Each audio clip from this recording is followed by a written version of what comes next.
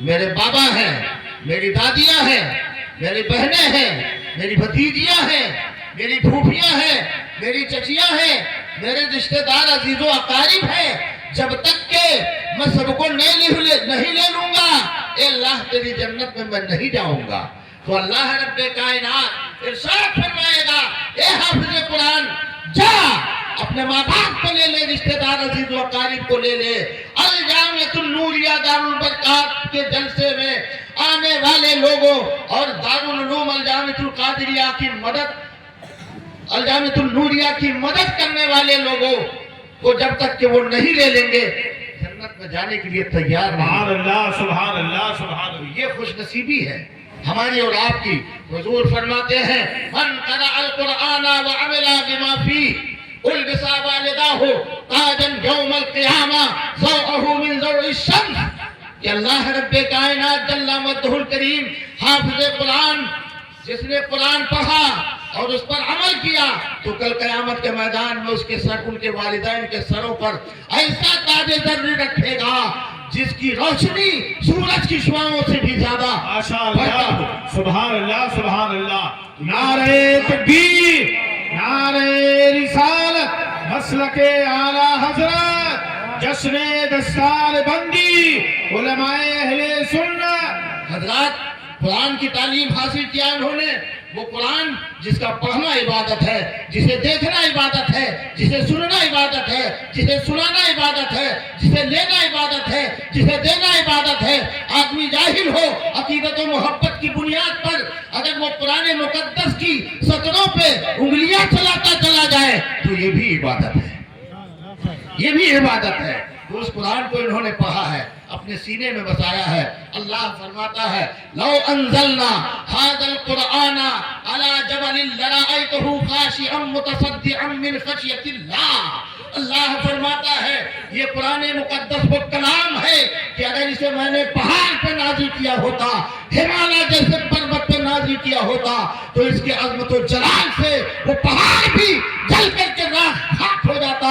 مگر یہ مومن کا سینہ ہے جسے رسول اللہ کا اللہ نے مدینہ بنا دیا۔ سبحان اللہ سبحان یہ اللہ۔ مومن کے سینے پہ، ماشاءاللہ۔ مومن کے سینے میں قرآن کو معزز فرما دیا۔ ایک ایک حرف بچوں نے جو پڑھا ہے، ایک حرف اگر اللہ نے قبول کر لیا تو اسی کے صدقے میں ہم سب کا بیڑا پار ہو جائے گا۔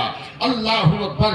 یہ وہ قرآن ہے جسے مٹانے کے لیے میدان حنین میں کفار آئے، غزوہ تبوک میں کفار آئے، غزوہ خیبر میں کفار آئے، مگر میں ان سے پوچھنا چاہتا ہوں اے شیبہ کے تڑپتے ہوئے وجود تو بتا، اے ام جمیل کی ناپاک روح تو بتا، اے عتبہ کی کٹی ہوئی گردن تو بتا، قرآن کا فلسفہ تیری نظروں میں کیسا گزرا؟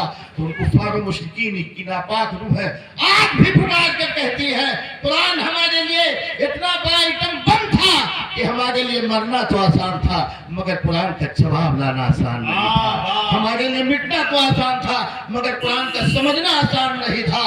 قرآن کی وہ اہمیت ہے، قرآن کی وہ حقیقت ہے جس کی کوئی انتہا نہیں۔ رب کائنات نے خود ارشاد فرمایا ہے اِنَّا نَحْنُ نَزَّلْنَا الذِّكْرَ وَإِنَّا لَهُ لَحَافِظُونَ۔ آج دنیا کی بیشتر مذاہب کی کتابوں کو اٹھاؤ، گیتا اٹھاؤ، رامائن اٹھاؤ، چالسا اٹھاؤ، رگ وید اٹھاؤ، اجر وید اٹھاؤ، یتھر وید اٹھاؤ، کوئی بھی وید، ابھی وید کی بھرمار پڑھ کریں گے حضرت آپ کا دل باغ باغ ہو جائے گا۔ ابھی جب وید میں چوپائی پڑھیں گے اور وید قرآن پڑھ کے سنائیں گے تو آپ کا دل گدگد ہو جائے گا۔ چاہے کوئی بھی کتاب اٹھاؤ، توریت اٹھاؤ، زبور اٹھاؤ، انجیل اٹھاؤ، مگر کسی کا کوئی حافظ نہیں ملے گا، کوئی کسی کا حافظ نہیں ملے گا مگر باہر قرآن کا تیرا معجزہ، باہر قرآن تیری عظمت کو سلام ہے صاحب قرآن۔ آپ کی بھی عظمت کا کوئی مثال نہیں، آپ کی عظمت کی بھی کوئی مثال نہیں، اور آپ پہ جو کتاب آئی اس کا بھی کوئی لاجواب، اس کا بھی کوئی جواب نہیں۔ وہ قرآن اتنی عظمت والا جسے اللہ پہاڑ پر نازل کرتا تو پہاڑ جل جاتا، مگر مومن کے سینے میں اللہ نے اسے معجزہ فرما دیا۔ سبحان اللہ سبحان اللہ۔ اللہ اکبر۔ حضور سرکار اعلیٰ حضرت عظیم البرکت مجدد دین و ملت علیہ الرحمت و رضوان کے فرزند ارجمند سرکار مفتی اعظم ہند ارشاد فرماتے ہیں ارشاد فرماتے ہیں سرکار مفتی اعظم ہند، جن کے دعوے تھے ہم ہی ہیں اہل زبان، جن کے دعوے تھے ہم ہی ہیں اہل زبان، سن کے قرآن زبان دبا کر چلے۔ نعرہ تکبیر، نعرہ رسالت، کلام حضور مفتی اعظم مسلک اعلی حضرت۔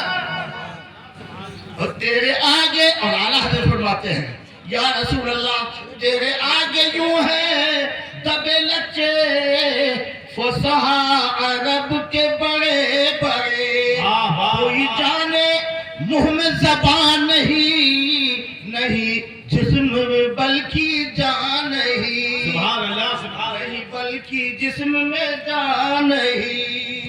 حضرات وہ اعلیٰ حضرت پڑھ دیتے ہیں بھی، میری لائق طبیعت نہیں ہے کہ میں تقریر کر سکوں یا کچھ پڑھ سکوں۔ قاری ناصر صاحب کے ڈر کی وجہ سے میں چلا آیا ہوں، ورنہ میں آج 4-5 دن ہو گئے بخار سردی سے بہت پریشان ہوں، نہیں تو ابھی آپ کو سناتا تو آپ کا دل باغ باغ ہوتا۔ بہت کچھ سوچا تھا لیکن کیا کریں، اب حضرت قاری شمس الدین خان صاحب کہہ رہے نہیں پڑھو، پڑھ دوں گا لیکن اب سنو۔